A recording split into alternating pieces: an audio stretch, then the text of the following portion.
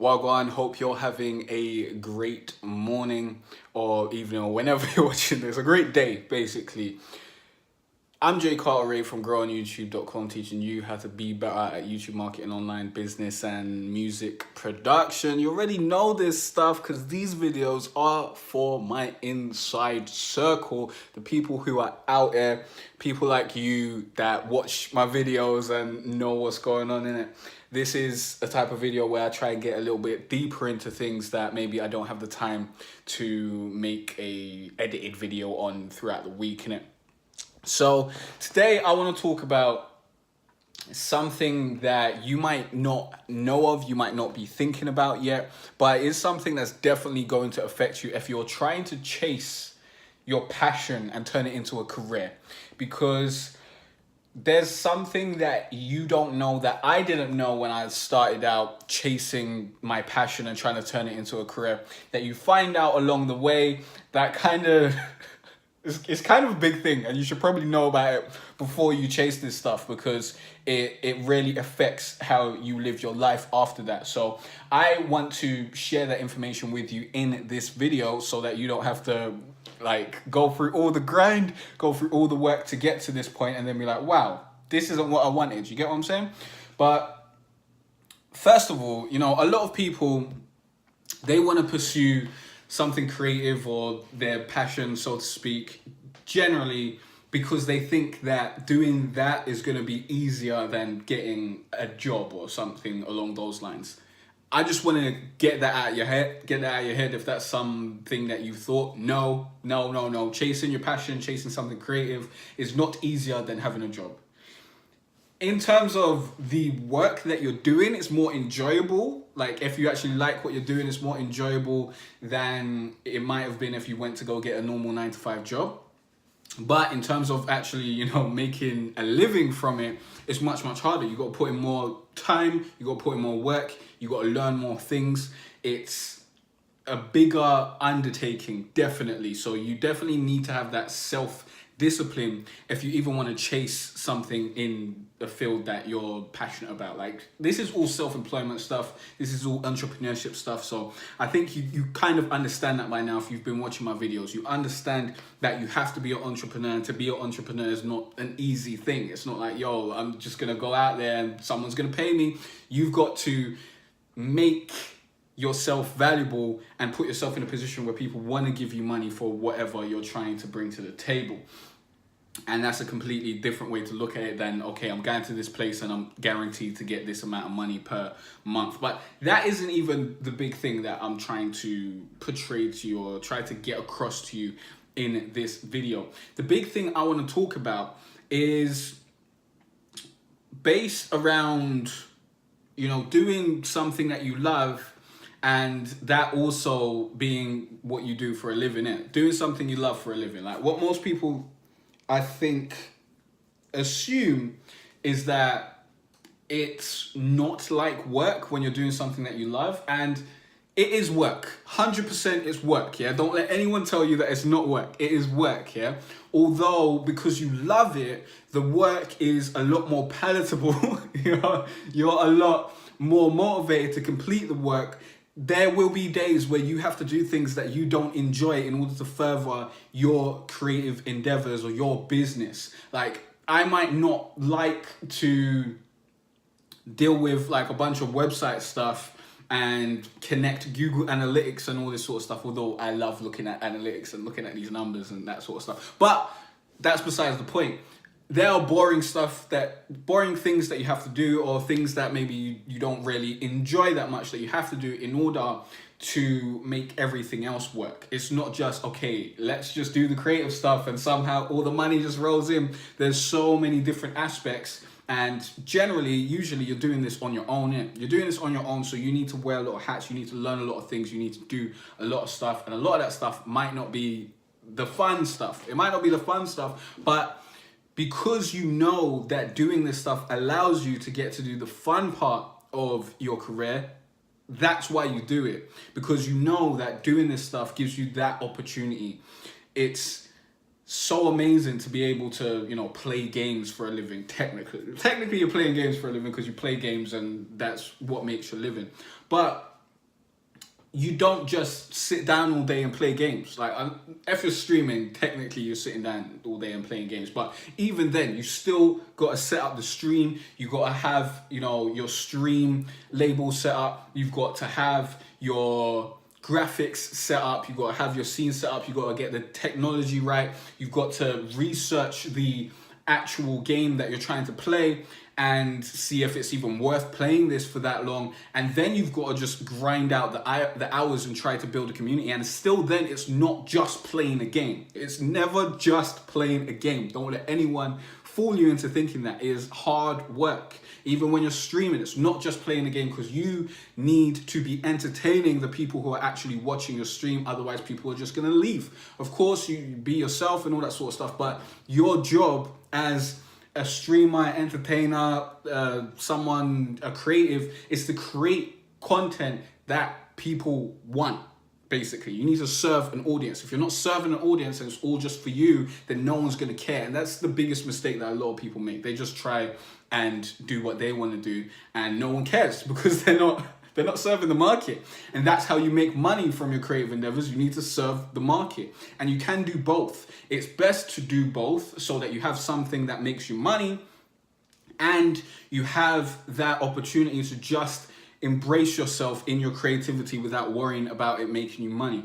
But the big thing that you're going to realize is that when you actually turn your passion into your profession, it changes the dynamics of that passion.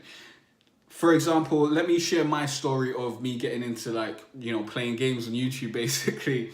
Now, I've had an on and off relationship with gaming for a very long time. Let's be real. When I was young, I was super into it, and then school and stuff got me away from it for a while, and then I got super into it again, and then I hit the roads and did certain stuff, and then I got super into it again, basically. So it's like sometimes I play games, sometimes I don't.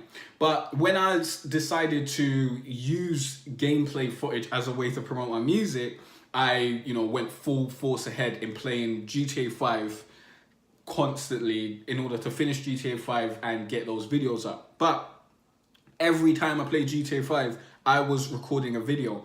This definitely affected my experience and affected my enjoyment that I was able to take from playing that game.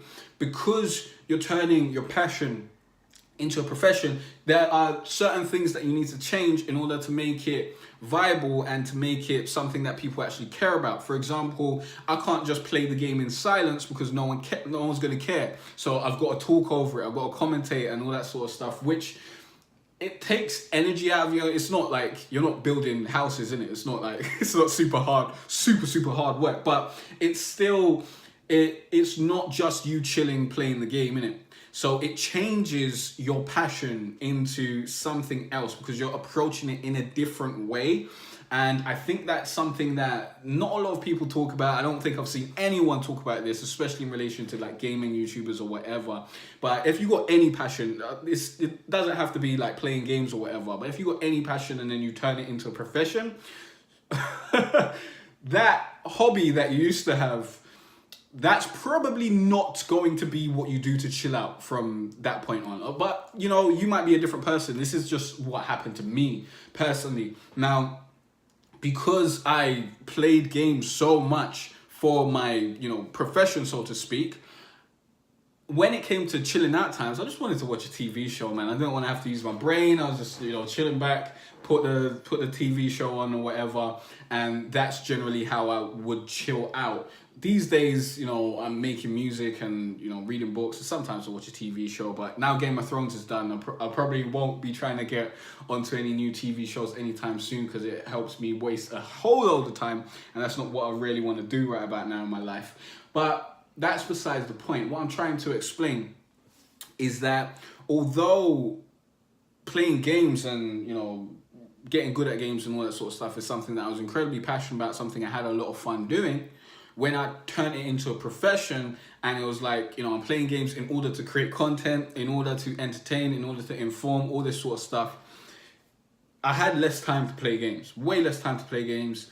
And every time I played games, it was what is the purpose of this. That's how I would approach playing games. So, for example, if I'm playing a game and I'm not recording it, then this must be for a review, because I must, turn this into an experience that made all this time investment worth it. And this goes into like work-life balance and all that sort of stuff, which is a very complicated thing when you're doing something, especially when you're self-employed or when you own your own business. It's a very complicated thing. But when you're doing something that you love, it's a very complicated thing as well, because like when most people think about work-life balance, they're thinking about, work, which is stuff that they need to do in order to make money, generally not stuff that someone loves, and then life, which is all the stuff that they enjoy. But when you work on stuff that you enjoy and, you have to, basically, you're working like all the time when you're an entrepreneur.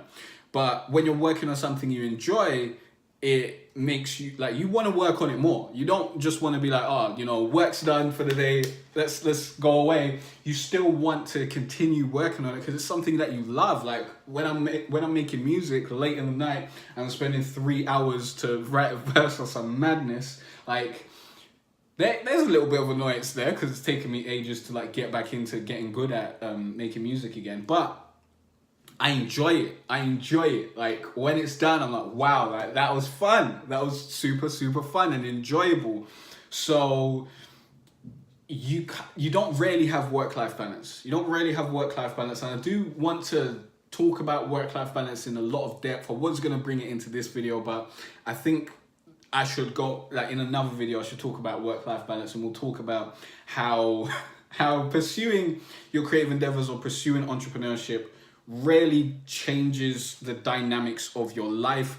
It will probably get rid of a lot of your friends and acquaintances. Most people won't understand why you're doing what you're doing. There'll be people who'll be telling you, you're working too hard and all that sort of stuff.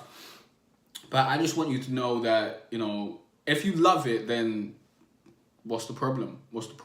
But again, the point of the video was to let you know that loving something, and being passionate about something, and then turning it into your profession really changes the dynamics that you approach that thing with. You might not have that same level of passion for it, or you'll just look at it as, your job. You look at it as your job. You look at it as work. So when you approach it, it's like, okay, now we're doing work, innit? It might not be like, okay, now I'm having fun. It might be a bit of both sometimes, but overall, that it needs to be work. And it really did change my perspective towards playing games. Like even now I'm trying to get back into playing games and stuff like that, but because I'm not really uploading gaming videos on the channel, it's like, who's got time for that, bruv? I've got other stuff that I want to do. I want to get good at playing piano. I want to get good at, music production, get good at making music again, all that sort of stuff. So it's like, do I want to invest my time in just playing games, which is now basically a waste of time unless I'm reviewing something, or do I want to invest my time into skills that I'm actually building? So it's a choice that I have to make, really. But I just wanted to inform you, to let you know that you might see, that guy's just playing games all day. That looks super great. That's the life that I want to live. But you need to know that first of all, it's not that easy. It's not just playing games. It's not just the leisure part of it. That's some of it. You are going to have fun. Like if you're streaming all day, man, you're playing games, you're going to have fun. You're going to have fun if you're playing good games. If you're playing terrible games, you might not have fun.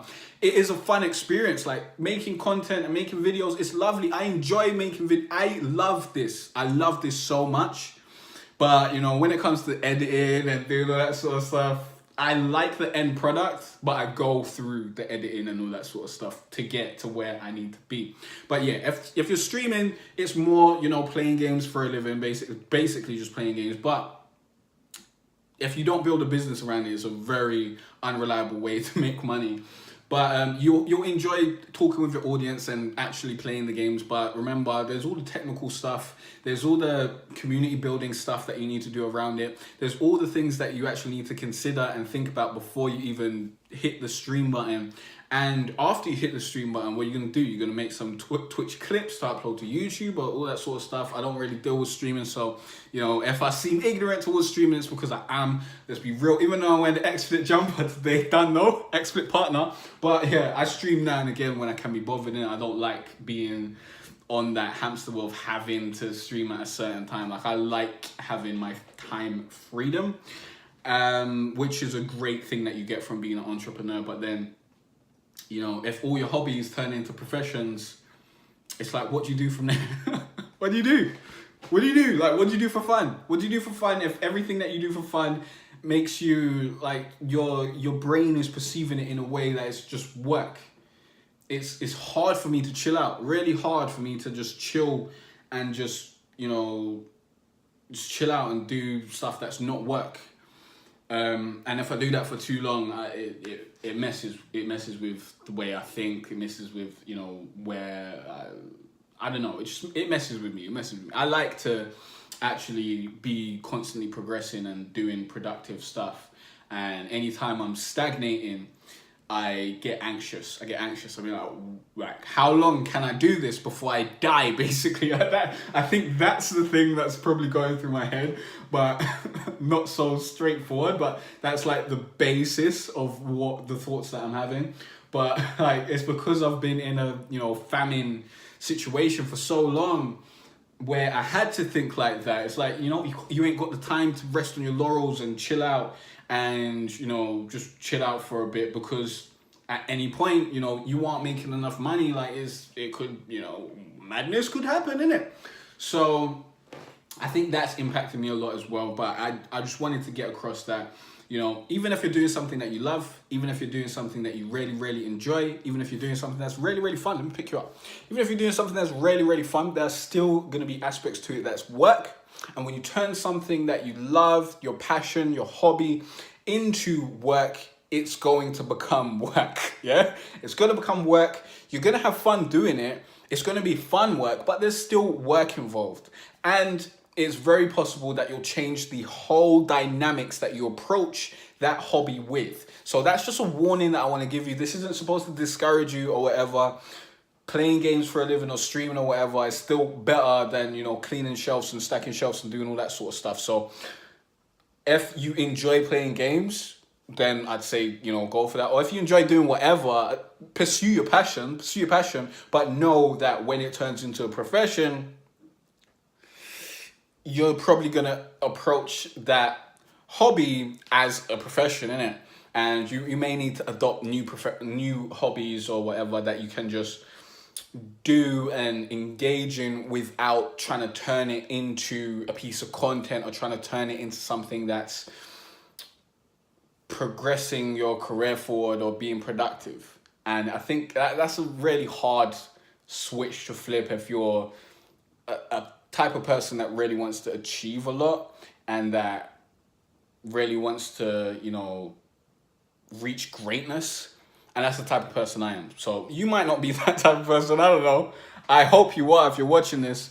But I just wanted to pass this on to you just in case you didn't know it, because I think most people don't know this. And yeah, if you want to know the 5 most important steps to YouTube success, there's a link to my free course in the description that will teach you the 5 most important steps to YouTube success. Very, very important. Most people do not think about YouTube in this way. They think, you know, let me go on YouTube and get loads of views and try and build a large audience where, you know, people hardly care about what I'm really talking about, but I do a lot of trending stuff. And those people get on the YouTube hamster wheel, and when their, you know, views start getting down, or when their sponsorships aren't coming in, you'll see them quit. You'll see them quit because they don't have a real business model. They don't really understand the business behind running a YouTube channel and turning it into something that can make you money in your sleep and consistently provides an income and enables you to actually create the stuff that you want. And that's what I'm teaching you in that free course down below. So definitely go and sign up to that if that's something that you want to find out. You want to educate yourself. You want to better educate yourself. You want to kind of understand what YouTube success actually is. Is it having millions of subscribers? Is it having millions of views? Is that the path to YouTube success? No, it's not. Trust me, you can have YouTube success with like 10,000 subscribers who are really interested in the niche that you're in, and you can make a full-time living from that, and you can, you know, make a quite nice living and be able to just create on a constant basis. And I think that's what most people are trying to do. They're trying to go full-time with something that they love, so that they don't need to go to, you know, some crappy job where they're doing something that they don't love. And that's something I wholeheartedly support. That's something I want to help you do. So yeah, go check out that free course. It's going to help you kind of understand what's going on here on YouTube and how you can approach it, and how I was able to go full time. So definitely go and sign up to that, and you'll get my daily emails as well, where I'm sharing, I'm just dropping gems. I'm dropping gems on a daily basis, letting you know the things that I'm thinking, the things that I'm learning, the things that I know, to try and help you get to where you want to go. That's the end of this video. Question of the day: what are you pursuing? What are you pursuing right now? Yeah, what career, what endeavor, what project? Let me know. Let me know what you're pursuing, what you're trying to achieve, what's your goal, and how you working towards it. How you going to achieve that?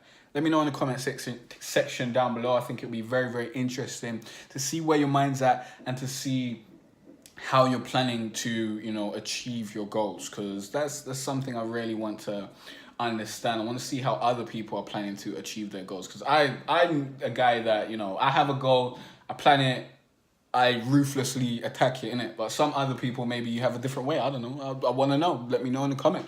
That's the end of the video. Peace out. I'll see you next time.